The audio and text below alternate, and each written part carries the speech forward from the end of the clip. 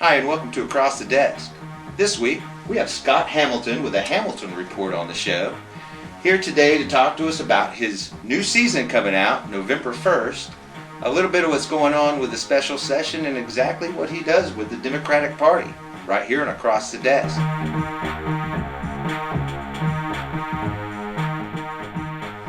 Hi, Scott. Kit, I'm so glad to be here today, and you've been very gracious. You've asked me before. We couldn't make our schedules fit, but you've been terrific, and I appreciate you asking me again, and I'm grateful to be here. Oh, thanks, Scott. I really appreciate that, because I like your show.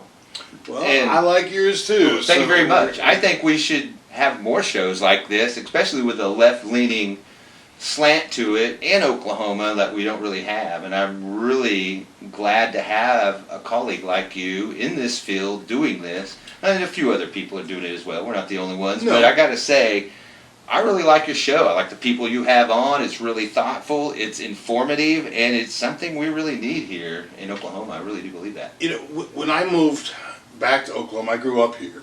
And I've been back here 11 years. I spent most of my career in New York.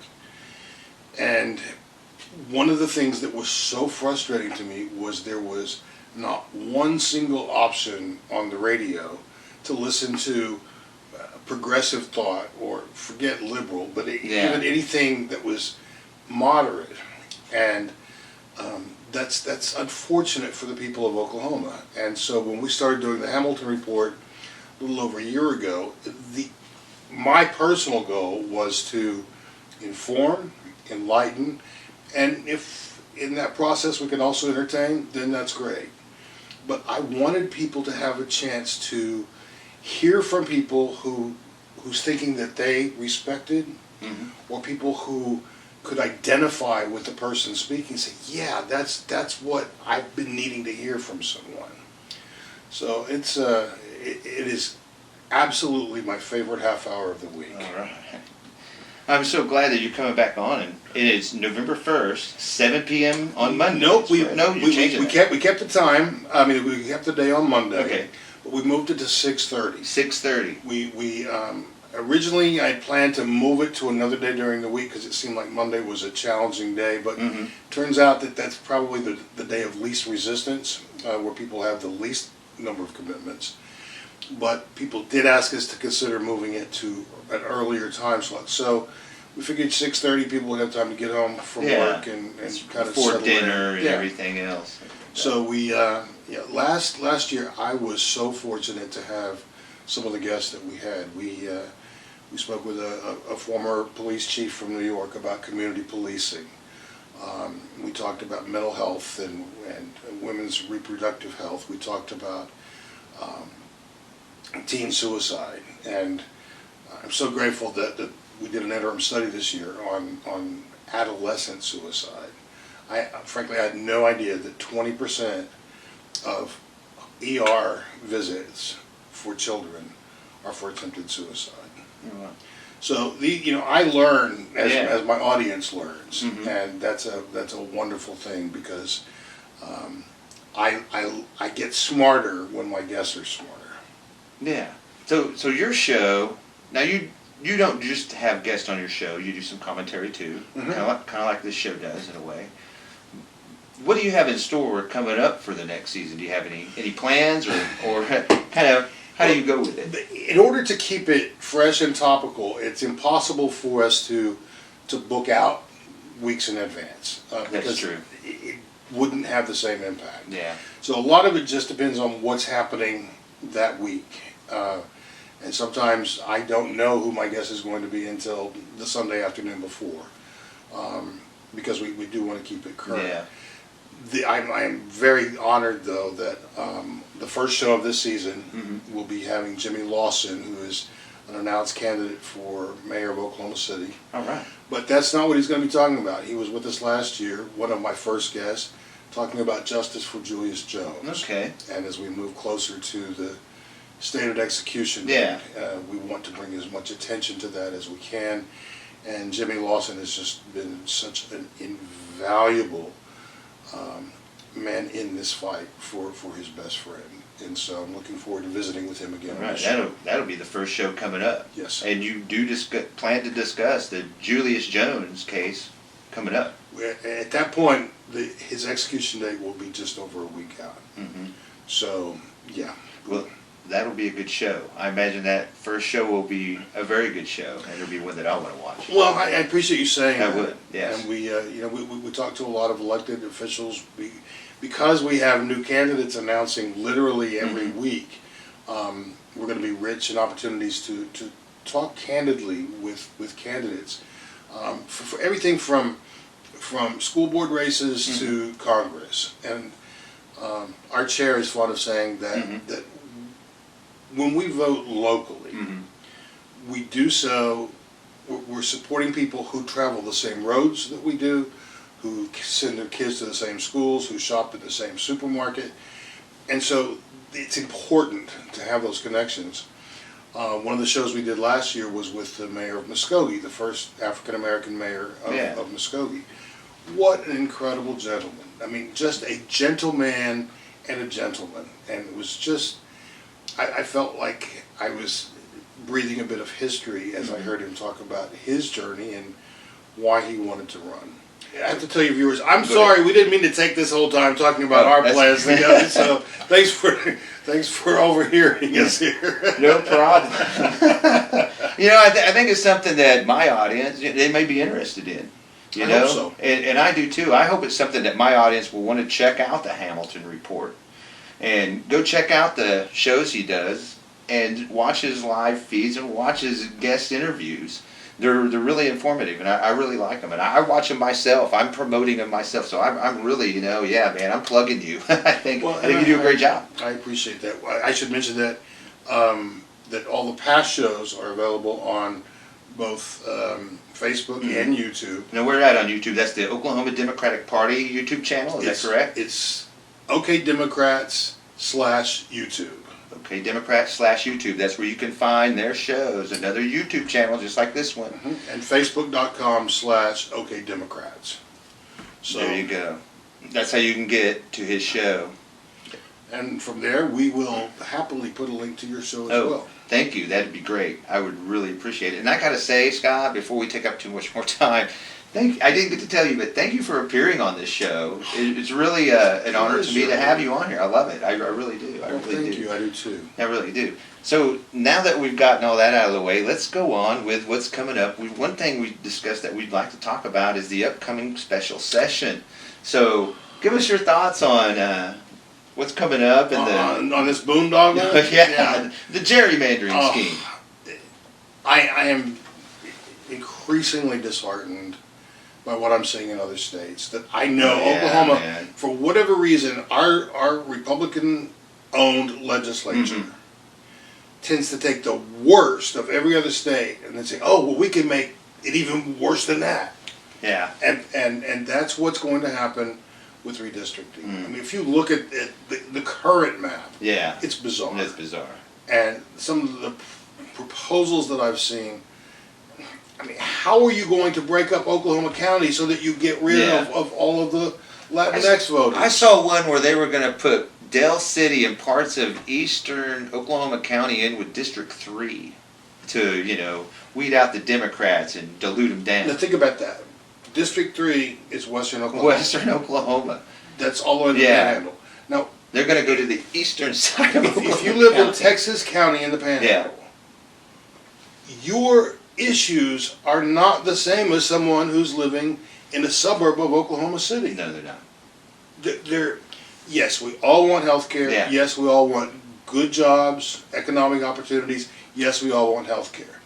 Great. But we've also got needs that are unique to wherever we live. Yeah.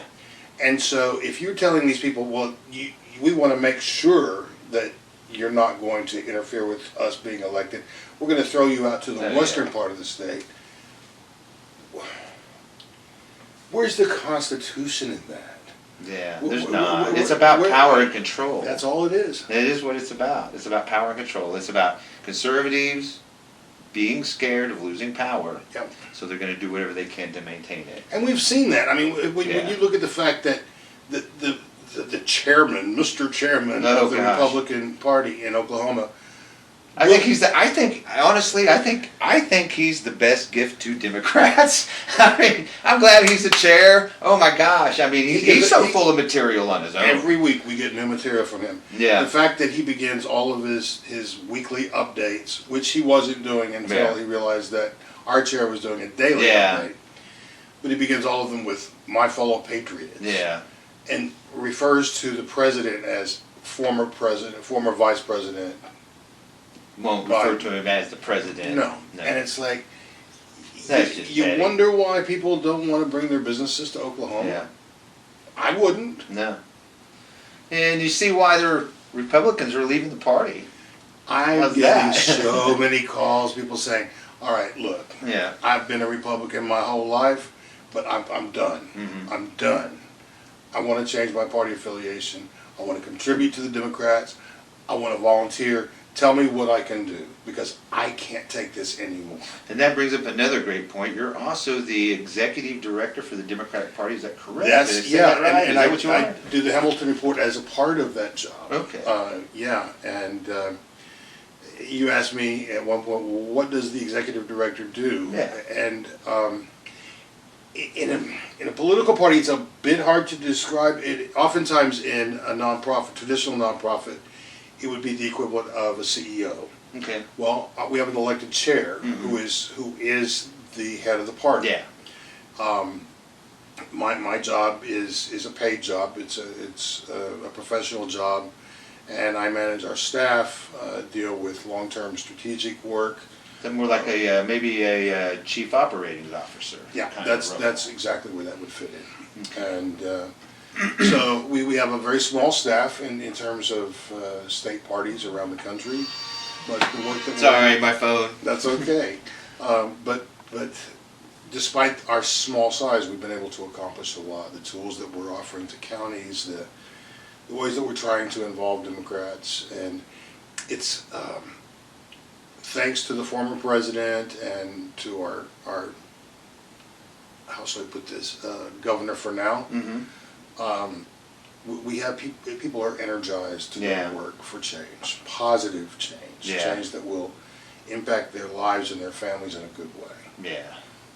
When the governor stood up in support of his attorney general, his handpicked His handpicked. attorney general, who was considered not worthy of the job by his No. colleagues, Yeah. how he stands with him in writing this letter and threatening to Oh, sue yeah. the Biden administration. I'm like, look, if you would have done the right thing at the beginning of the pandemic, Mr. Governor, Yeah. we wouldn't have all these dead folks and we wouldn't be struggling the way that we are right now. Yes. So your letters mean nothing. Yeah.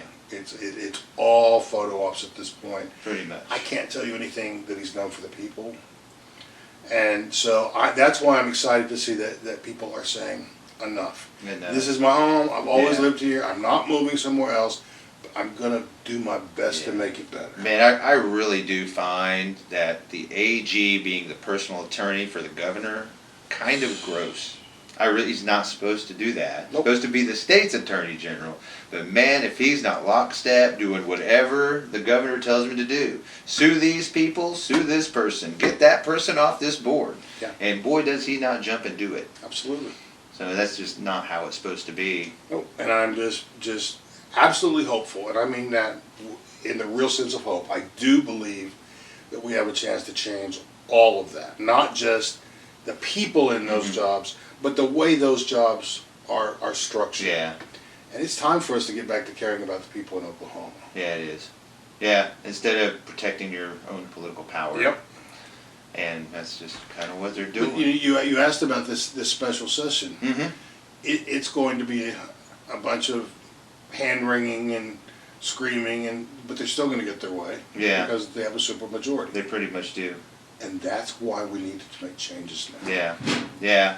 And yeah, we do, because it's only going to get worse. The gerrymandering is going to get worse. It's just going to be that much harder to get Democrats in office. Yeah. Because you're going to just have to win so convincingly instead of just win. And that's just not the way it should be. No, it's not. And that's just horrible. They do that. But, yeah, you're right. They kind of got us over a barrel having so many Republicans in there and in charge and doing everything. Hopefully I know I've heard reports about them saying, oh, the maps won't change too much, but still, if the maps don't change, they're still problematic. They're still problematic. Exactly. I mean, Tom Cole's district has every military base in it except for Enid. That's on purpose, of course. Of course it is. It shouldn't be that way. No. Well, welcome to Oklahoma. Yeah.